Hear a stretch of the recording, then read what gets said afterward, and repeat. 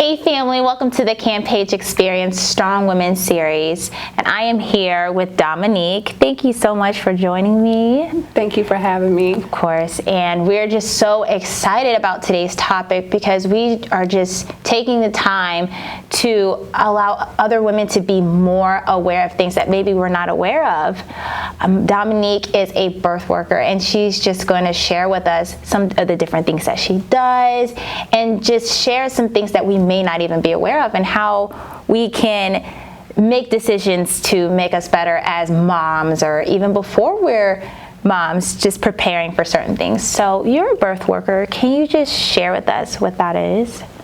Yeah, so the terms birth worker and doula are often used interchangeably, and a doula is a non-clinical, non-medical professional who's trained to provide emotional, informational, and physical support and comfort to families during their childbirth experience, so during pregnancy, during birth, and immediately after. And in addition to being a doula, I'm also a childbirth educator and a lactation specialist. So having that level of knowledge around pregnancy, birth, postpartum, and newborn care, it really allows me to be able to serve my clients holistically.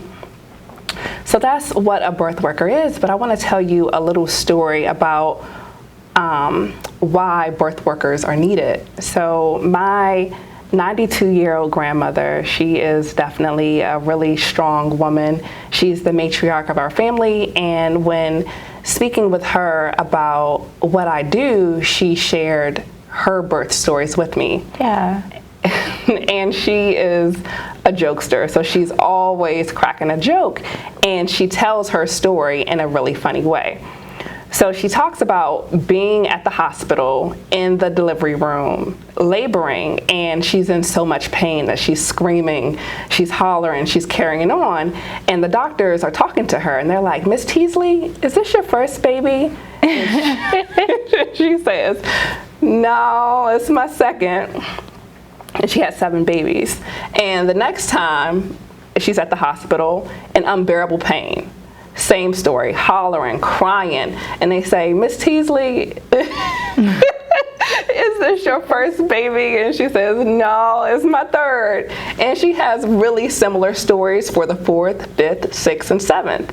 And my mom actually had really similar stories as well for the birth of my sister and myself. And while I'm very appreciative of these women sharing their vulnerable stories, I personally wanted to change the narrative.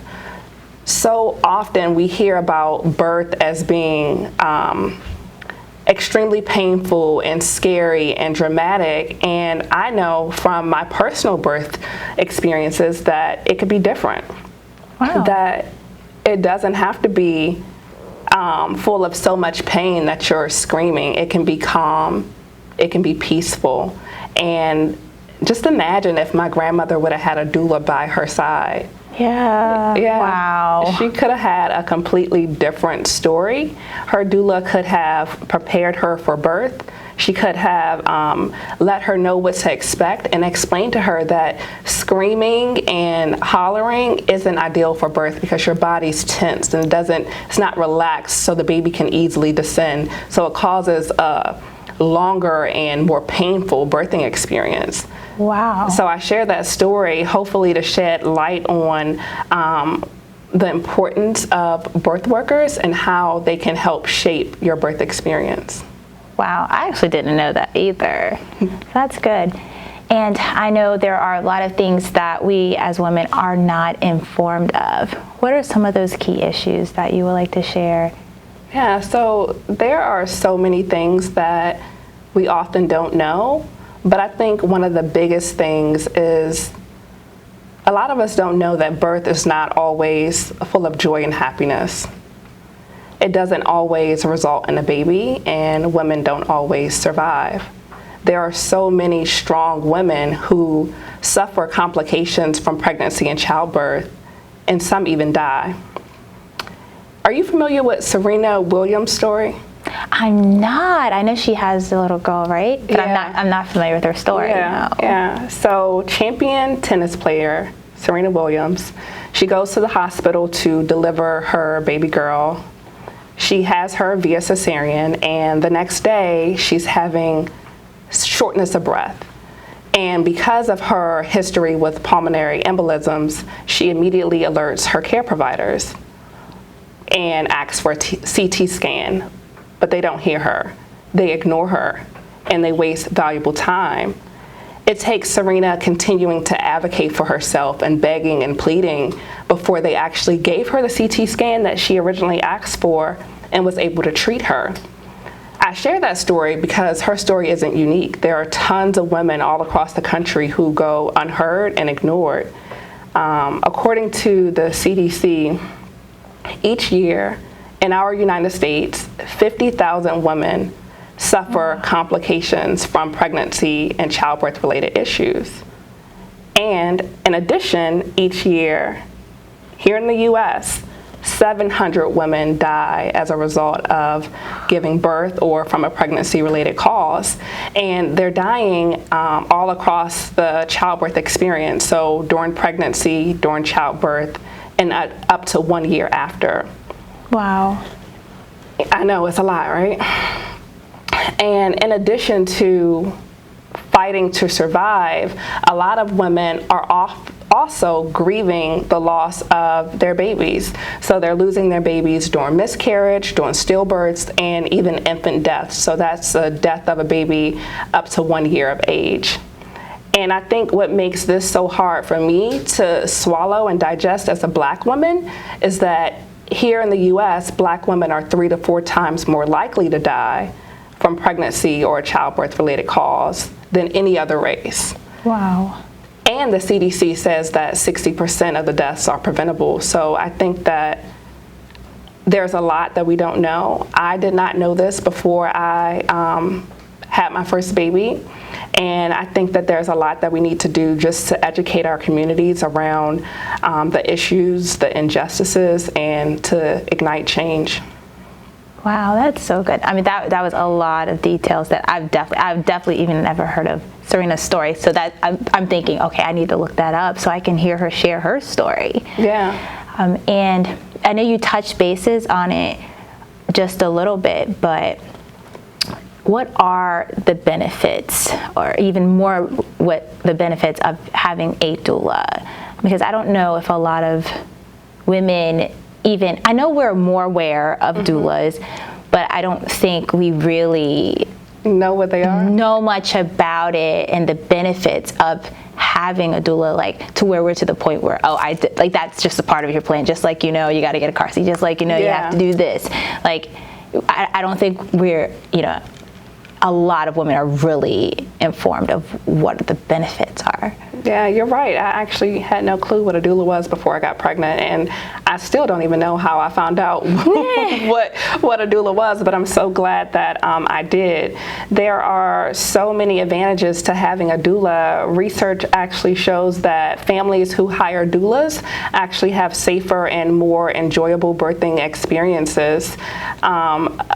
Birth is so unpredictable, and having someone by your side who's knowledgeable about what birth could and should look like is invaluable. Having someone by your side who understands the different medical interventions that may be necessary, that may be recommended, but not necessarily necessary, not only aware of what they are, but aware of the benefits of them, aware of the risk, and aware of the different alternatives. I think that is invaluable, and I recommend to any woman looking to become a mother to hire a doula. I had one for the birth of both of my babies, and I will definitely have one if I have any other children.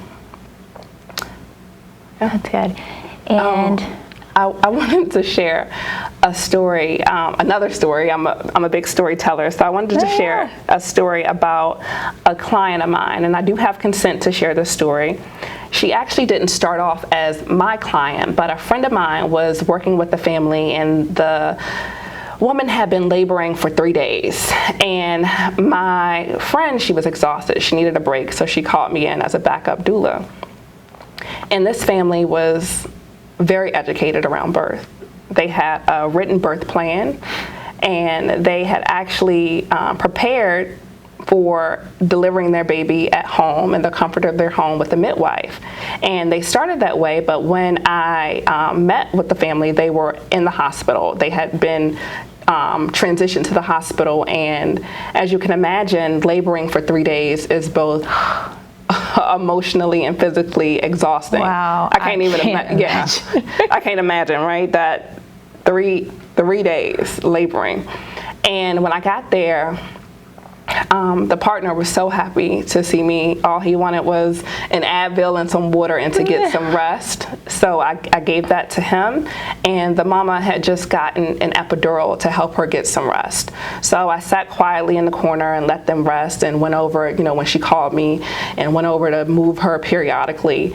But 7 hours later, so already laboring for 3 days, 7 hours later, the OB comes into the room, and she gives her a cervical check, and she says, you're only 6 centimeters dilated, and you've been this way for 24 hours. So I recommend a cesarean. And as you can imagine, when the word cesarean came out of her mouth, immediately the energy in the room shifted. The partner got up and immediately went to the bedside of his wife, and her face was covered with fear. I'm happy that I was able to be there to bring some calm to a very scary and stressful time. The OB allowed us a minute to discuss her recommendation. I was able to remind the family of what a cesarean would look like and help them identify their preferences for the procedure and get them comfortable with moving forward. So I know that I was happy to serve them, and I promise you that they were happy to have someone by their side. Even though it was a very long process, right? Even though I wasn't the original doula, I know that they were happy to have that level of support. And they are all well. The baby was born healthy and fine. It was a big baby. Yeah, I can imagine. It was a big baby, and that was part of the reason why she needed the cesarean. But I was glad to be there. And that's good, just having someone. I think when you have someone who is informed and explains it in detail, lets you know, and then also lets you know that you're not out of control, because when things aren't going the way you feel like it's naturally supposed to go, now you feel out of control. You feel like your body has failed you. There's so many things on your mind. And what if this happens? And what if that happens? And when someone tells you, just reminds you, like, there's so many different women that get C-section, and this is what a C-section looks like, and you have choices of what this looks like for you. Then you don't feel so much out of control, and it kind of gives you that hope and just kind of ease some anxiety. I think with childbirth, that I've never experienced, but I can imagine it comes with anxiety, period. Yeah. But that definitely, having someone that informs you and talks to you makes you feel calmer. So I think that is awesome to have. And then postpartum, you also help after the pregnancy, after giving birth. Yeah. And can you just tell us a little bit about that and the importance of having postpartum services? Yeah. So first, let me explain and define postpartum, because I know a lot of people may not know exactly what that means. Yeah. A lot of times people think postpartum is equivalent to postpartum depression, but postpartum is simply the period in time following the end of a pregnancy. And that could be after the birth of a child, it could be after a miscarriage, it could be after a stillborn baby. And I specifically say the end of a pregnancy because regardless of if you bring home a baby, pregnancy shifts your body hormonally and physiologically, and you have to recover from that before going back to your pre-pregnancy state. So that's postpartum defined, but depending on who you speak to, the duration may vary. So some define postpartum as 6 months after the end of the pregnancy, but others define it as 1 year. I and my company, M.A.M.A, we define it as 1 year because we're aware of the mortality rates and that women are dying up to 1 year after the end of a pregnancy. What postpartum services can look like is having someone help you create a plan for after you're home with baby, helping you identify your support team so you're not overwhelmed and so both you and your partner can enjoy your new baby. It looks like having someone there to nurture the mom so the mom can be focused on nurturing her baby. The services offered vary based on provider, but it can include things like making sure the mom understands how to recover emotionally, making sure she understands the different postpartum mood disorders, understand the difference between baby blues, postpartum depression, postpartum psychosis, understand the warning signs, and how to seek help and the resources that are available. It can also look like making sure that the mom understands how her body needs to physically recover. What's normal bleeding? When should you seek care? When should you be concerned? Making sure that she has systems in place so she can get the proper rest. Make sure that she understands the importance of eating nutritious and warming and healing foods. It can look like making sure she understands how to care for baby. So if she plans to breastfeed, it can be helping her with that. If she plans to bottle feed, it can be making sure she understands how to properly prepare the formula safely for the baby. It can include light housework.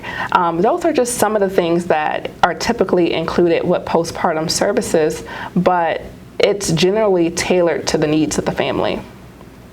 Wow, that is so good. And I think that's something that we really, really need to know more about, because that's something we could take advantage of. I think that women try to be so strong, and you feel like if I ask for help, if I allow someone to help me, then I'm not being a mom to my baby, or I'm not being strong. And sometimes people don't even realize emotionally, mentally what they're going through, you know, with postpartum depression and things like that. And it does not mean, there's nothing wrong if you need help, if you need assistance, if you need someone to explain how to do things. Or, because I know a lot of women, I've heard a lot of women that say that they didn't do well with breastfeeding, and maybe that's because they didn't have the help and they were just trying to figure it out on their own and didn't know the different resources or things to kind of make that process better. So I think that's so important. But then something that you said that I don't think people realize, or I know for myself until you said it, when you hear postpartum, you always think it's after having a baby, and you just think of the women that give birth and bring home a baby. You know, I hear postpartum, that's what I think of, because I always think of postpartum depression. And you don't realize, even if you don't bring a baby home, whether that's a miscarriage or you have stillbirth, or if you know your baby passes there, whatever the case may be, that's still that postpartum duration that you need to recover.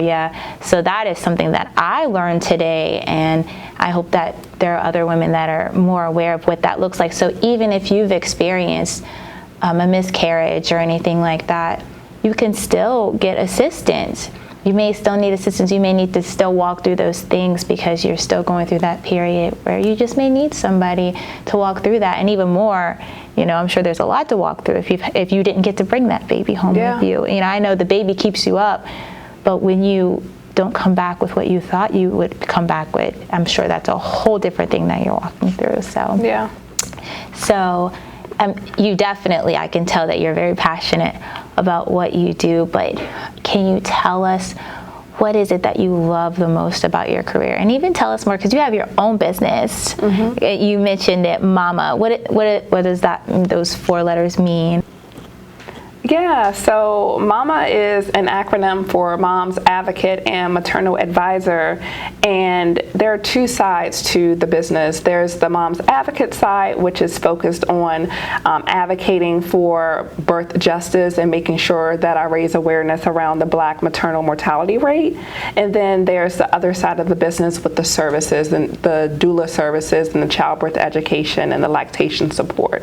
So that's a little bit about my business. But what I love most about the work that I do is being chosen and being able to be with families during their most sacred time. I actually have 2 children, 1 and 3, and again, I had a doula for the birth of both of my babies, and she allowed me to have an experience that I didn't know was going to actually be possible. I talked earlier about my grandmother and my mom and their birth stories and how painful and scary they were, but my doula allowed me to have a completely different story. Wow. Yeah, and I love that I'm able to change that narrative and allow more women to have positive, peaceful, and joyous experiences. I actually love this work so much that I do it for volunteer. So I recently became a volunteer doula for the M.A.M.A Center, which is a community-based health center with different branches around the DMV area. Oh, that's awesome. Yeah, I love that I'm able to give back to women in the community who may not be able to afford the birth services that I typically provide. That's good. And definitely that just makes me think, like, wherever you are, there are so many resources that we're just not aware of. Mm-hmm. You know, ask your doctor's office, you know, look online. I'm sure in your area there are different resources that you can use to be able to get what you need. It's just sometimes it's just when you're working in that, I can imagine sometimes it's just getting it out there for women to know, like, hey, we're here, you know, we want to help you. So don't feel, I know a lot of times when there are opportunities, there's things that we want to take advantage of, the first thing we think is like, I can't afford that, you know, or you know, that's not going to work out for me.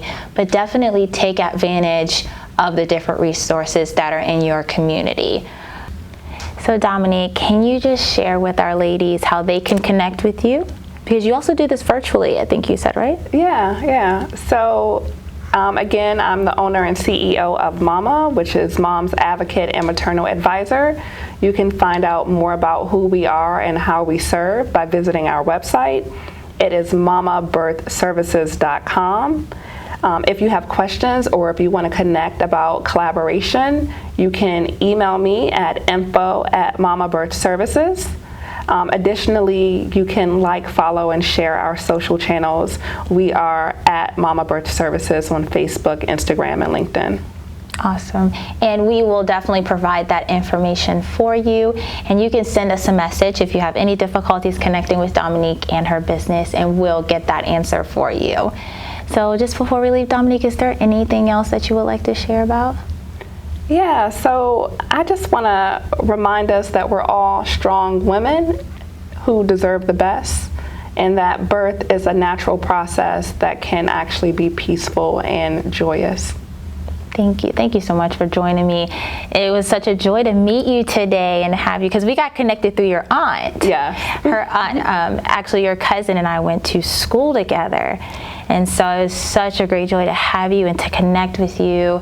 And I just pray that you all have been encouraged and that you learned some more today. Share with a friend, share with a family member, so that others can be informed and that they can take advantage of these services and the different resources that we have out here. Remember, we are real women with real stories, real power.